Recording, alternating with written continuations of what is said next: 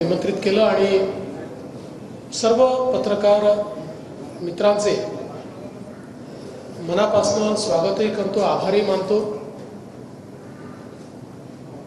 खरं म्हणजे ज्यावेळी निकाल लागला त्याचवेळी प्रदीप दादांनी मला हे सांगितलं होतं की महाराष्ट्रातली पहिली मीट द प्रेस नागपूरलाच झाली पाहिजे। त्यामुळे मी इतर कुठेही मीट द प्रेस न करता पहिली नागपूरला करतोय, कारण आपल्या सगळ्यांचं घर नागपूर आहे। आपल्या सर्वांना नागपूरबद्दल एक वेगळं आकर्षण देखील आहे। मी आपल्या सर्वांचे याकरता देखील आभार मानतो की नुकत्याच झालेल्या विधानसभेच्या निवडणुकीमध्ये आपल्या सर्वांचं सहकार्य हे मोठ्या प्रमाणात आम्हाला लाभलं आणि त्यामुळेच लोकसभेमध्ये जो फेक नरेटिव्ह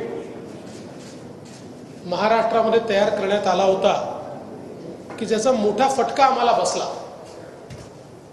तो फेक नरेटिव्ह आम्ही ब्रेक करू शकलो आणि थेट जनतेपर्यंत पोहोचू शकलो, ज्यामुळे निश्चितपणे एक अत्यंत मोठा विजय महाराष्ट्राच्या आजपर्यंतच्या इतिहासातील कुठल्याही पक्षाला युतीला मिळालेला सर्वात मोठा विजय।